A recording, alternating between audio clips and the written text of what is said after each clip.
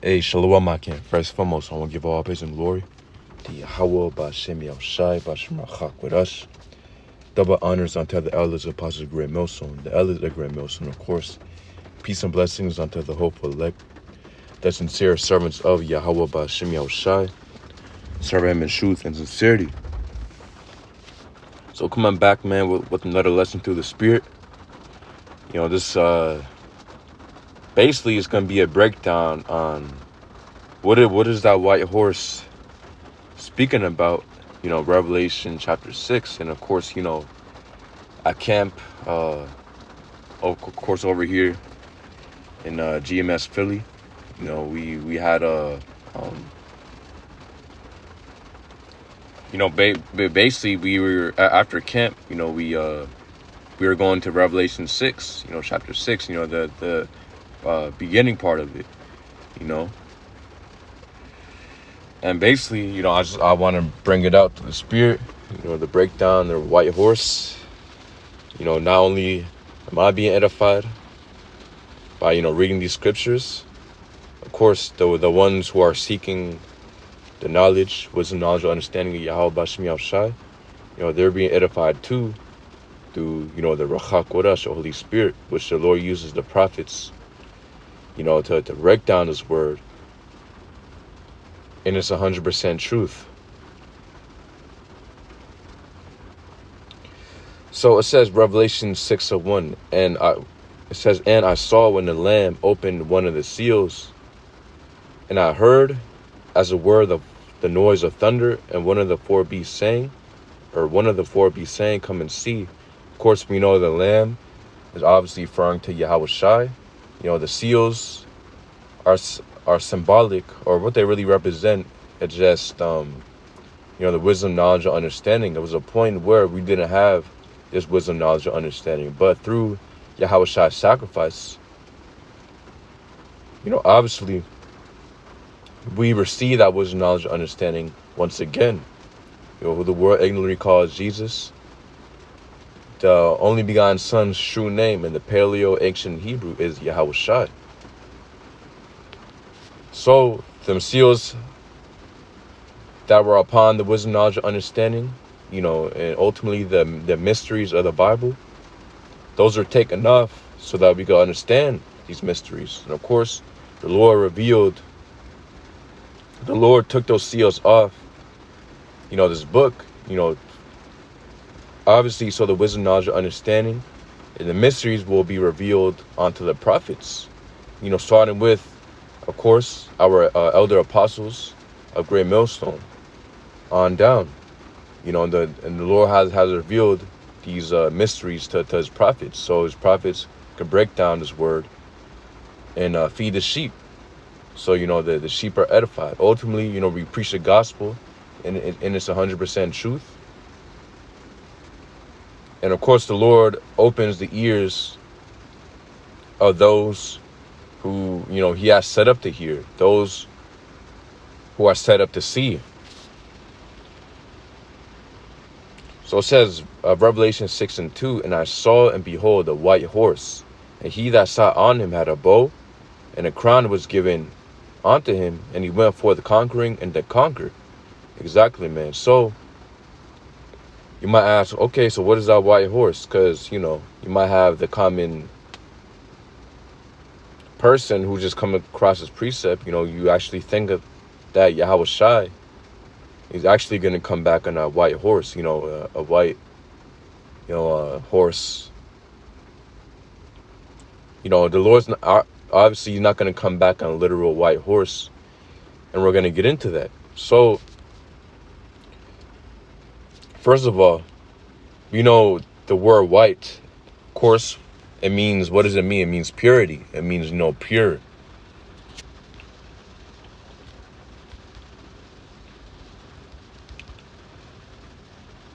Getting 2 Kings 2:11, you know, and of course, these precepts, you know, it's important. You know, I was taking notes, you know, for sure during the after camp, basically a breakdown of, you know, Revelation 6. So here it is. It says 2 Kings 2:11, and it came to pass, as they still went on and talked, that behold, there appeared a chariot of fire, and horses of fire, and parted them both asunder. And Elijah went up by a whirlwind into heaven. So obviously we know Elijah, that's a very well-known event that happened within the scriptures. Elijah being beamed up into a chariot. That whirlwind was really a chariot. Who the world ignorantly deems or calls a UFO. Those so-called UFOs or so-called UAPs you see in the skies flying around, those are actually chariots of the Lord. You be seeing how they be moving in the sky. They be moving, basically disobeying the laws of physics, man. It's a lot of accounts of the military members, man. These fighter jets and stuff, these pilots coming across these chariots, man. They say that they're completely unreal. They're able to, make a sharp turn, completely change direction like it's nothing. And I mean, what is it? It's other videos of, basically, it's basically military weapons, trying to shoot down these chariots. And the chariots are completely unfazed, the so-called UFOs. So those chariots, man, you be seeing in Esau. I mean, what? Again, it's been news articles. It's been, videos of Esau literally saying, these news anchors literally saying that these objects you be seeing in the sky. I mean, it was this one particular video. The guy said that it's 1,000 years more advanced, than what current technology we have. So that shows you that literally, man, these chariots are heavenly, man. And though those are actually the chariots of the Lord, which the angels pilot those chariots. But to stay on point, it says again, 2 Kings 2:11, and it came to pass, as they still went on and talked, that behold, there appeared a chariot of fire and horses of fire, and parted them both asunder, and Elijah went up by a whirlwind into heaven. Exactly, man. So keep in mind, it says horses of fire, a chariot of fire, and horses of fire. Because we know a horse is symbolic unto strength and power. You got the term high horse. When someone's on their high horse, it basically symbolizes them being, like basically they're up in pride, or they're basically at a point that's higher than the average person.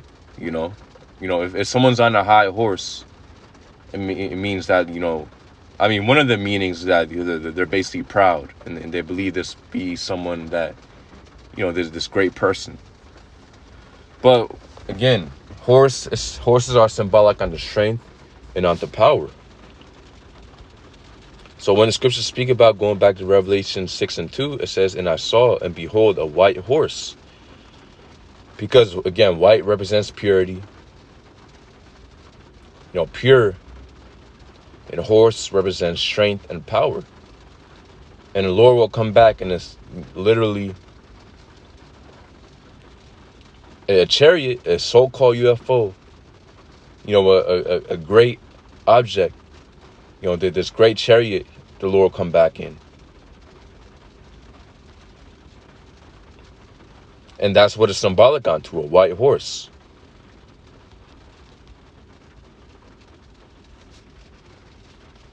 Getting, before I get this,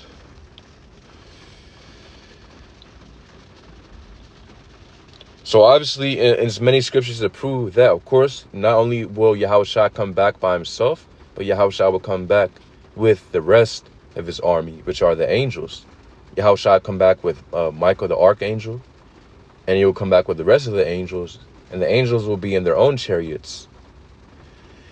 Isaiah 66:15, it says, "For behold, the Lord Yahweh will come with fire, and with his chariots like a whirlwind, to render his anger with fury, and his rebuke with flames of fire." Again, so the Lord Yahweh will come back with fire. Because the Lord will come back with wrath, man, with fire. And with his chariots like a whirlwind. Yeah, like a whirlwind, man. Just like how Elijah was taken up in a whirlwind, which is symbolic onto a chariot. You know, because the scriptures describe the chariots to be circular. You know, to be these round circular objects. Just like how you see these so-called UFOs in the sky. You know, they're so-called, or, you know, they're you know, circular objects. And when we get Zechariah 5:1, it describes to you. Zechariah describes to you that. It says, Zechariah 5:1, "Then I turned and lifted up mine eyes, and looked, and behold, a flying roll." Yeah, flying roll. And when you get the word for roll, it's the Hebrew word magalat. It says a roll. You know, so something like circular. It says, "And he said unto me, What seest thou? And I answered, I see a flying roll. The length thereof is 20 cubits, and the breadth, or the breadth thereof 10 cubits." And we're going to come back to this precept, because there's more on that. But I want to get Ezekiel chapter 1.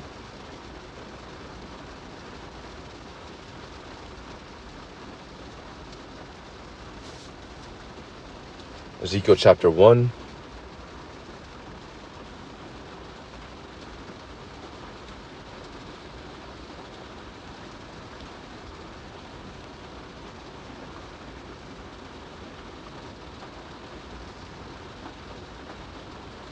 Ezekiel chapter 1:4, it says, and I looked, because Ezekiel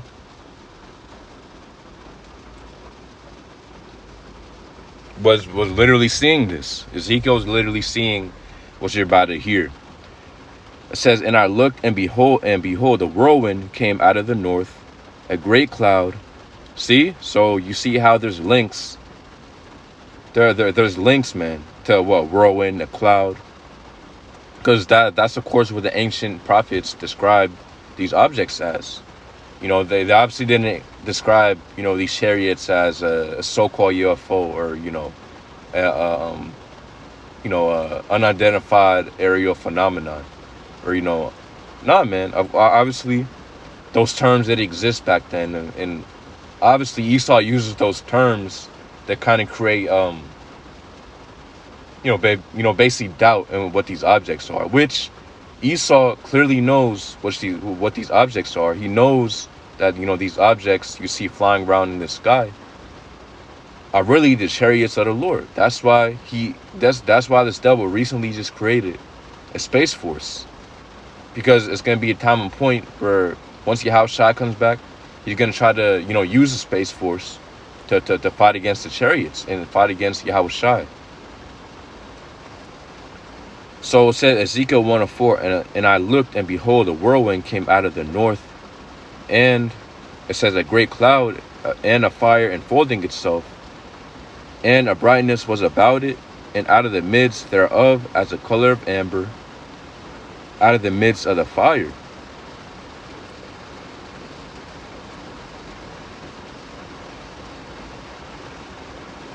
Yeah, and it says, of course, we know what the color amber looks like, but to get in the dictionary, it says a honey yellow color typical of amber. So that's basically how the color amber looks. Obviously, we know it's kind of like a goldish, yellowish type of color. And when you see some of these chariots, man, that be flying around the sky, that there be these bright, these very bright amber, golden, you know, lights that be flying. You know, sometimes, obviously, we know the chariots have the ability, you know, to make themselves shine, or they have the ability to kind of, dim themselves. But what? I mean, literally, man, we seen videos of, you know, these bright objects flying around the sky, man. So what Ezekiel was seeing, he's literally seeing what you would call today a UFO or UAP.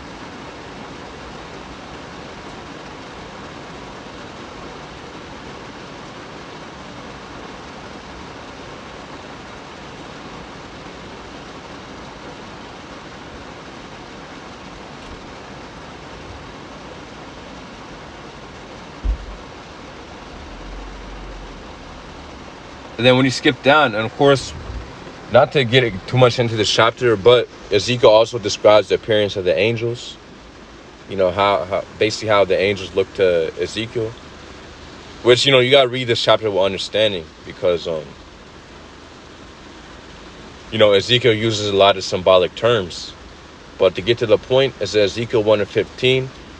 Now as I beheld the living creatures, behold, one wheel upon the earth by the living creatures, with its 4 faces. The appearance of the wheels and their work was like unto the color of a beryl. And they 4 had one likeness, and their appearance and their work was as it were a wheel in the middle of a wheel. Exactly, man.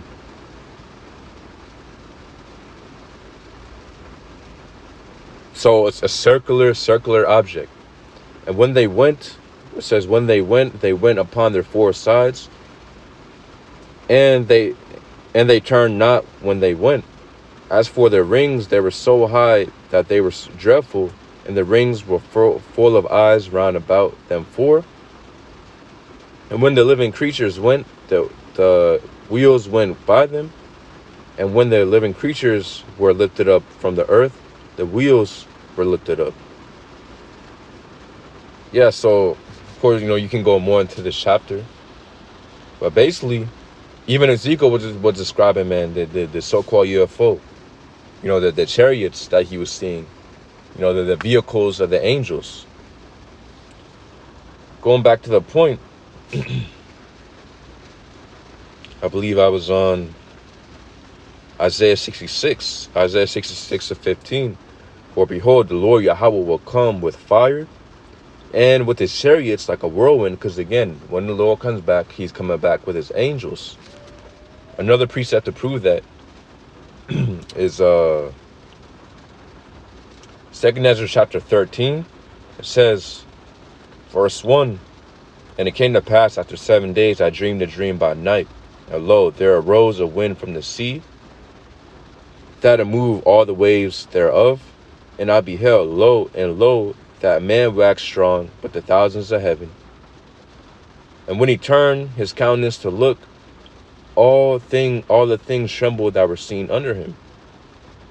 Yeah, but you know, of course, I mean, when you go into the Hebrew word for heaven is shamayim, which literally means, which is like the waters, because Shah meaning which,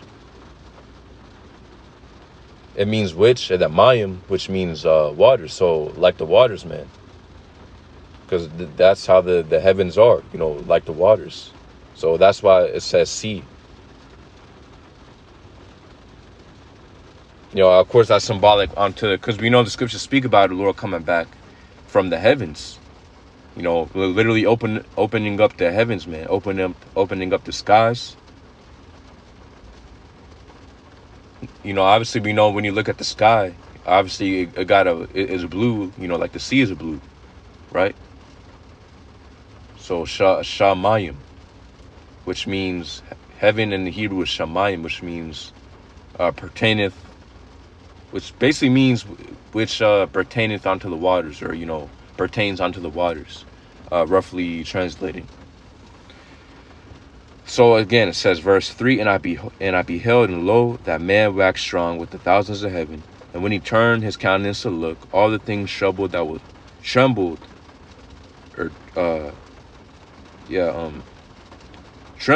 were seen under him. Because again, Yahweh Shai, he's coming back with fire, man. He's coming back with anger. So hey man, literally everybody, it says how literally all eyes will see. So everybody, man, will be afraid in that day. Even the elect of the nation of Israel, who the Lord will actually give salvation to, because the Lord will only give salvation unto the elect of the nation of Israel, the elect members of the nation of Israel. The Lord will give salvation to, even they will be afraid, because it's going to be such a literally astounding, amazing sight to see, man. Literally something like that we never seen before. And the Lord will come back also with destruction, man, to destroy literally Babylon the Great, which is America. The scriptures speak about the Lord destroying Babylon the Great, and the Lord will put under subjection these heathen. The Lord will put in subjection under him these heathen, man. So the Lord will come back with power, with strength, with a sword.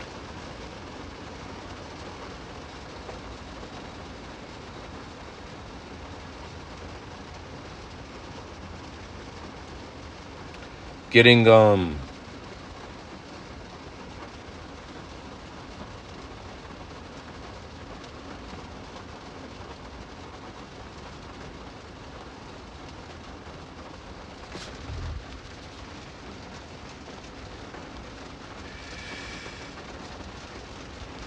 real quick. Give me a second, brothers.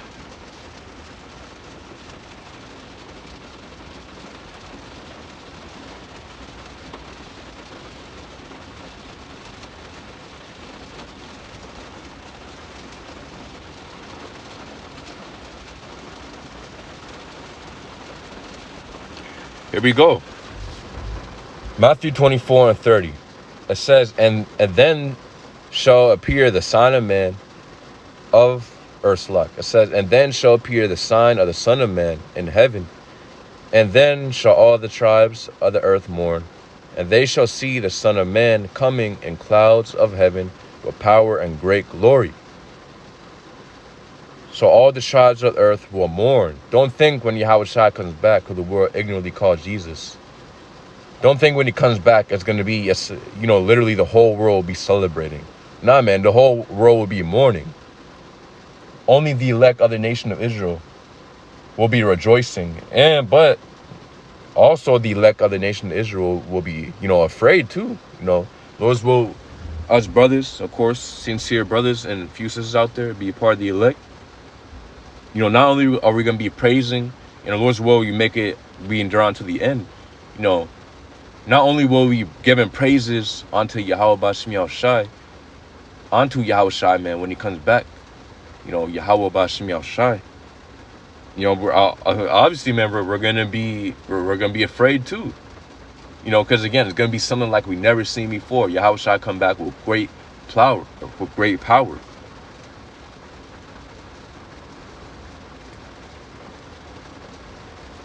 because as we already know, the Lord, he's a very fearful power.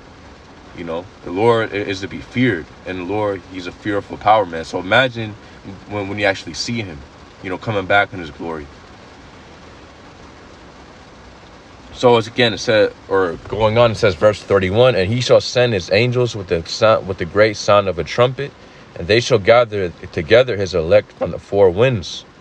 Keep in mind, his elect from the four winds, from one end of the heaven to the other. Because Yahushua will send his chariots, the Lord will command his angels to sift,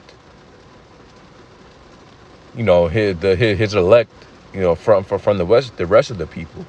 The angels are going to be seeking to gather up, and they will gather up the elect members that the Lord has elected, the elect Israelites.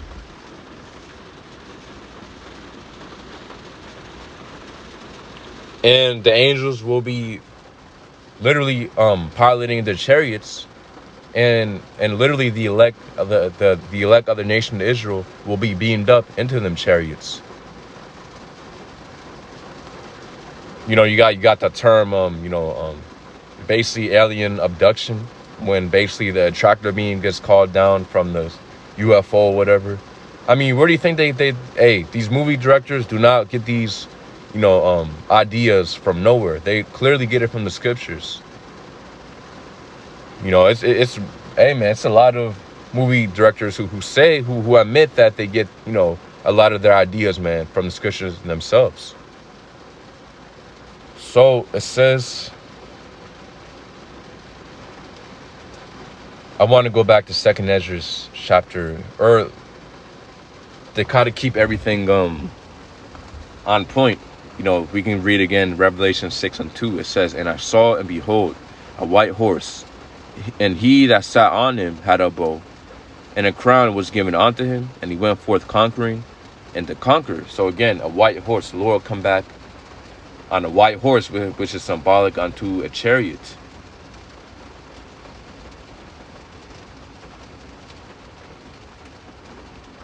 Going back to 2nd Ezra chapter 13, and we can start at 3 again. It says, and I beheld, and lo, that man waxed strong with the thousands of heaven. And when he turned his countenance to look, all the things trembled that were seen under him. And whensoever the voice went out of his mouth, all they burned that heard his voice, like as the earth faileth when it feeleth the fire. Because we know, obviously, Yahushua, he's going to be commanding, the angels to shoot the laser beams, man.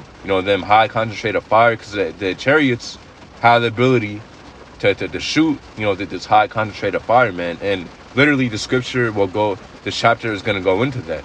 Basically what will be called today is so-called laser, or, a laser beam. Verse 4, and verse 5. And after this I beheld, and lo, there were gathered together a multitude of men out of number from the four winds of the heaven to subdue the man that came out of the sea. Yeah, out of the Shemayim, the heavens.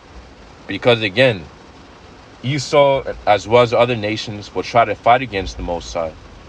I believe, Ronald Reagan, if I'm not mistaken, it was, one of the presidents.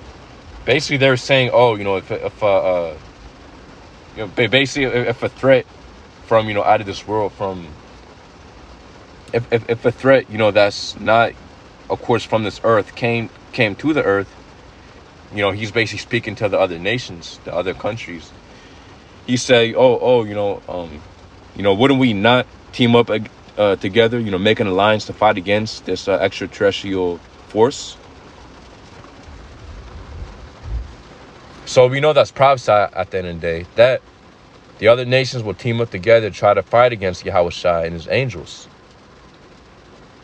Verse 6, and I beheld, and lo, he had graven himself a great mountain, and flew upon it. Look, okay, so keep in mind, 2nd Ezra chapter 13 and 6, it says, and I beheld, and lo, he had graven himself a great mountain, and flew up upon it. But I would not have seen a region or a place whereout the hill was graven, and I could not. So this great mountain that Ezra is seeing was literally that chariot, man, that so-called UFO, and it was massive. Ezra was literally looking around, basically looking around to see if basically a mountain was taken out of the earth, or basically a part of land was taken out of the earth. Because that's how massive this object was in the sky that he's seen Yahushua coming back in. Because Ezra is being given a vision from the Lord.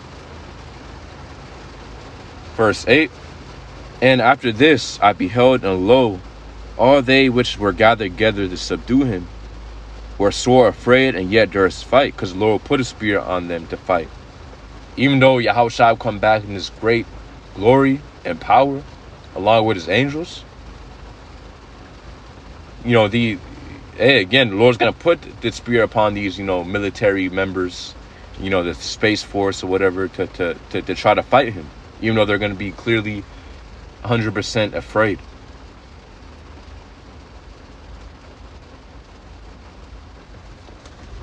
So it goes on to say, verse 10 or verse 9, and lo, as he saw the violence of the multitude that came, he neither lifted up his hand, nor held sword, nor any instrument of war, But only I saw that he sent out of his mouth as it had been a blast of fire, and out of his lips a flaming breath, and out of his tongue he cast out sparks and tempest. It says, and they were all mixed together, the blast of fire, the flaming breath, and the great tempest. So again, this right here is symbolic, because Yahushua, again, he's going to be ordering his angels, man, to do the, basically to put out that judgment. Yahushua will command the angels to put out that judgment, which would be shooting them laser beams, what you would call today. But what? It says flaming breath, and out of his mouth he cast out sparks and tempest. It says, and they were all mixed together, the blast of fire. So keep in mind, it says, look, and they were all mixed together. So imagine all these things down by the reed mixed together. The blast of fire, the flaming breath, and the great tempest. And it says, and fell with violence upon the multitude, which was prepared to fight, burned them up every one, so that upon a sudden of an innumerable multitude, nothing was to be perceived, but only dust and smell of smoke. When I saw this, I was afraid. So again, imagine literally fire and tempest, which tempest is a lightning or, thunder. Imagine fire and tempest, man, mixed together. Obviously, you're going to get a high-powered, weapon. Obviously it's gonna be a high-powered, energy. It says, and fell with violence upon the multitude, which was prepared to fight. Yeah, these basically the military that will try to fight against Yahushua and his angels. It says, and burned up every one of them. So them, hey, again, this high concentrated energy literally burned up every one of them, man. That will burn up every one of them that will try to fight against Yahushua. It says, so that upon a sudden of an innumerable multitude, nothing was to be perceived, because they're going to be completely vaporized, man. And imagine, that's what a laser does, man. When you see these movies, you see a laser hitting somebody, they be completely vaporized. It says what? Continuing on, but only dust and the smell of smoke. It's not left when someone's vaporized. Literally just ashes and dust and smoke.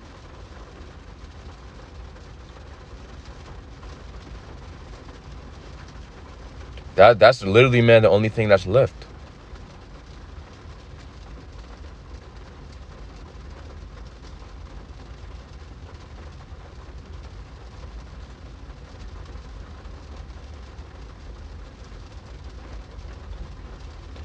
So that right there is proof. But it says, 2 Ezra chapter 13 and 12.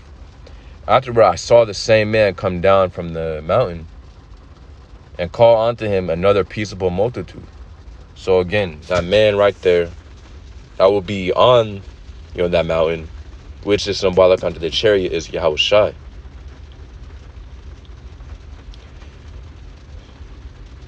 So again in Revelation 14 and 14, it says, and I looked, and behold, a white cloud, and upon the cloud sat like unto the Son of Man, having his head a golden crown, and in his hand a sharp sickle. So again, Revelation 14 and 14, and I looked, and behold, a white cloud. So sometimes the scriptures will say, a white horse, or say a white cloud, or it can say a mountain. Again, that's just symbolic unto the chariot. Because that's literally, man, how a chariot, a so-called UFO looks like. A cloud, because, how basically, when you see a chariot, when you see some of these videos, man, of a so-called UFO, they move like it's nothing, man. Like they're light, man, like a cloud.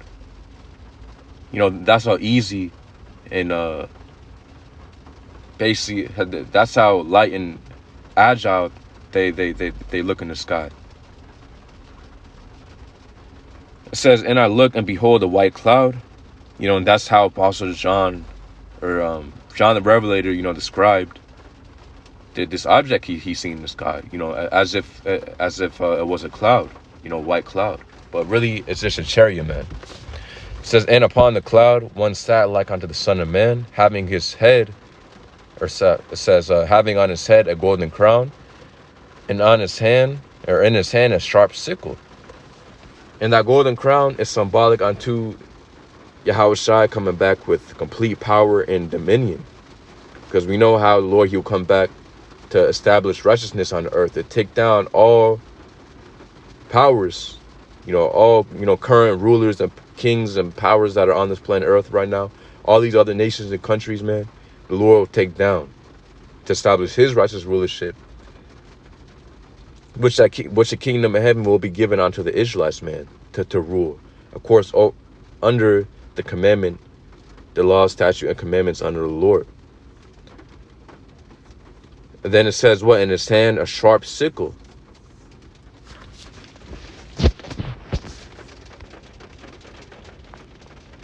And of course, we know a sharp sickle is used in harvesting. When we get Matthew chapter 13:36, it says, and Yahushua sent the multitude away, and went to the house, and his disciples came unto him, and saying, declare unto us the parable of the tares of the field. Verse 37, he answered and said unto them, he that soweth the good seed is the Son of Man. It says, the field is a world. The good seed are the children of the kingdom, but the tares are the children of the wicked one. Because again, the good seed is the elect of the nation of Israel. But it says what? But the tares are the children of the wicked one. So the field is, the world is likened unto a field, man. And the Lord will be sifting through the field to find the good seed. And he's going to cast off the bad seed, which are the tares. Verse 39. The enemy that sowed them is the devil. The harvest is the end of the world, and the reapers are the angels. And when you look at for example, you got the you got the Grim Reaper basic character.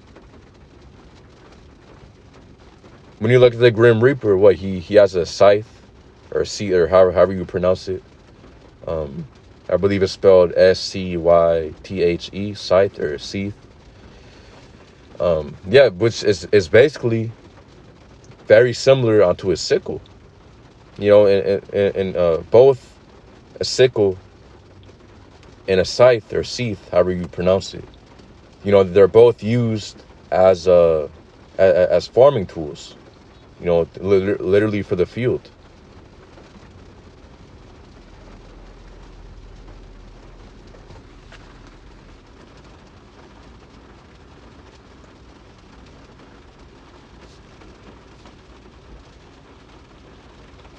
It says, verse 40, and as therefore the angels are gathered and burned in the fire, so it shall be in the end of this world.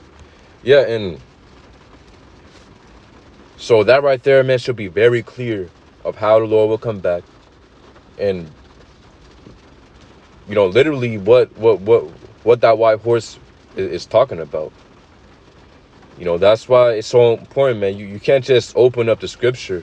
The scriptures, man, read one precept, basically read one precept that's, you can't just read one deep precept, man, that's within the scriptures. For example, basically reading through the whole chapter of Revelation, without grabbing other precepts that are written within the Bible. Because like the scriptures say, precept upon precept, line upon line, here a little and there a little. So when you're breaking these, scriptures down, it's important to link up, one scripture with another, to back it up. So that, you obviously have the understanding of, what that particular scripture means. So, you can't just open it up. You can't just open up one deep precept and not go to another precept to back it up, to gain more knowledge and understanding of, what it's really speaking about. So again, Revelation 14:14, and I looked, and behold, a white cloud, and upon the cloud one sat like unto the Son of Man, having his head a golden crown, and in his hand a sharp sickle. Because the Lord will be, again, the world is likened unto a field, and the Lord will be sifting, with that sickle. Lord will send his angels. We just read Matthew chapter 24. The angels will be going out from one end of the earth to the other, to beam up his elect, to seek for his elect, which of course they already know where they are, but to beam up the Lord's elect, and to destroy the other ones.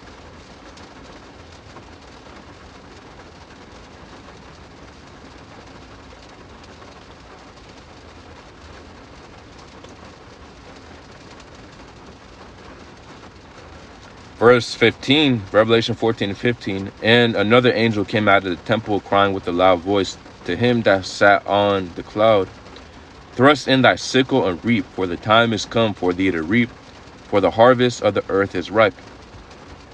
And as we read, it says the harvest is the end of the earth. So literally at the end, which we are currently at the end, but the end of the end, where Yahushua comes back. So yeah, it's more, to go into this, but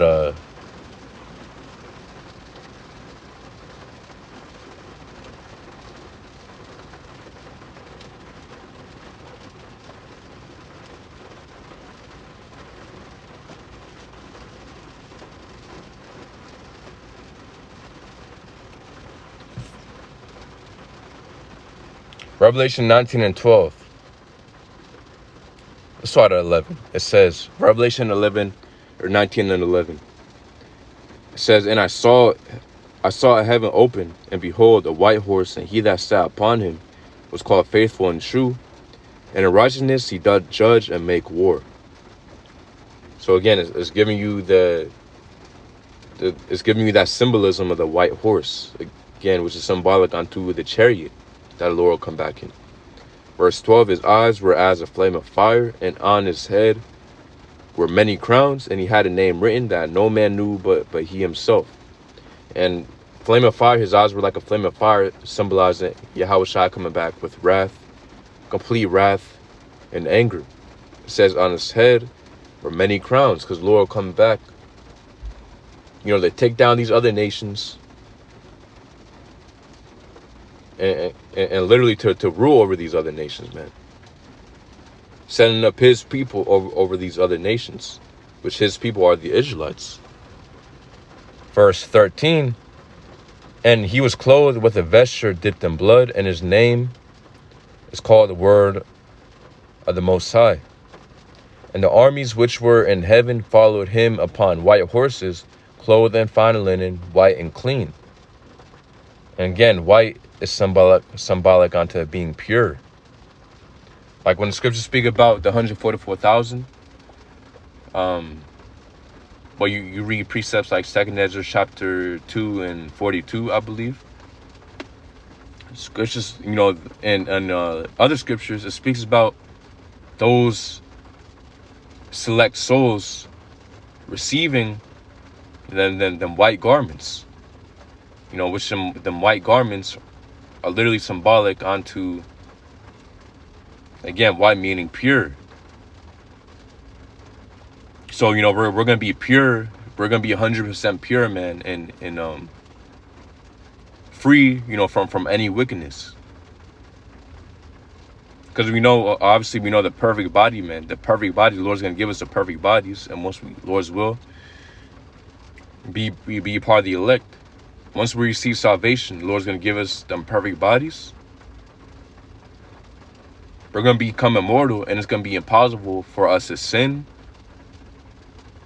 and die.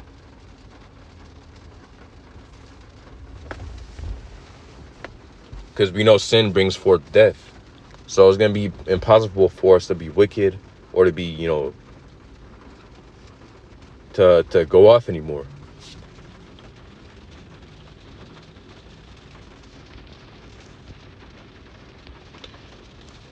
So we just read that precept. It said how the angels will come back with white horses as well, which again is symbolic onto the chariots. Getting Psalm 68 and 17. The chariots of the Most High are 20,000, even thousands of angels. The Lord is among them, as in Sinai in the holy place. So look, the chariots of the Most High are 20,000, even thousands of angels. The Lord is among them, as in Sinai in the holy place. So when Yahushua comes back, his army is going to be literally thousands, man, thousands of angels. Keep in mind, these angels, you can't lay a finger, man, these angels, man. You know, it's not like, you know, Lord is going to have casualties. It's not like it's going to be casualties, you know, in the Lord's army. Nah, man, the angels are completely invincible. You know, you can't kill an angel. The angels are completely invincible, man, and immortal.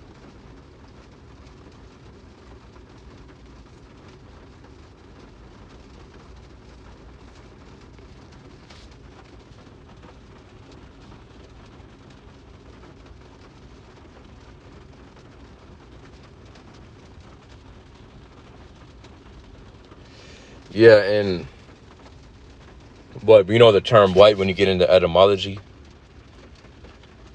it means what? Old English, bright, radiant, clear.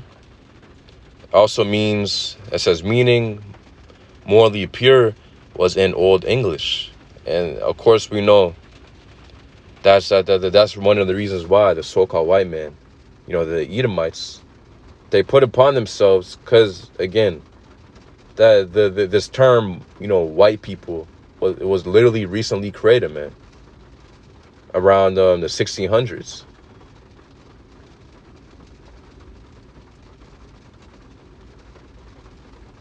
You know, this term white people was, you know, and then what? So you got white people, which obviously white gives off the feeling of, you know, being pure, being morally pure, being, you know, being pure.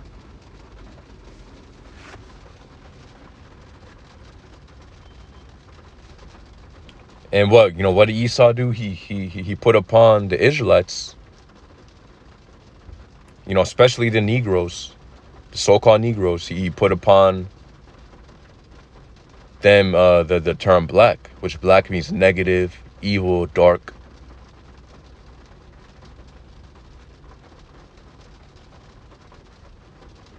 No, he put upon the so-called Negro, Native American, Latinos these bywords, you know, and he put upon himself white, which obviously when you take a look at Esau, you know, the so-called white man, so-called white people, they have, you know, red skin.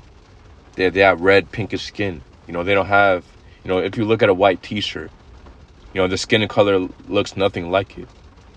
You know, because again, they're red. Like Esau, when Esau was born, it says he came out red like a hairy garment. So he was literally born red. Because he has no pigment. That's why Esau was called Esau, which means Ishashua in the Hebrew, which means wasted away is he. When Isaac seen Esau, he's, you know, Ishashua.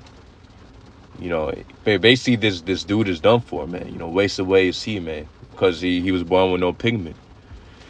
But yeah, I believe that's the point. You know, just wanted to bring that out. The Spirit hit me to get into this breakdown. You know, as we got into it after camp.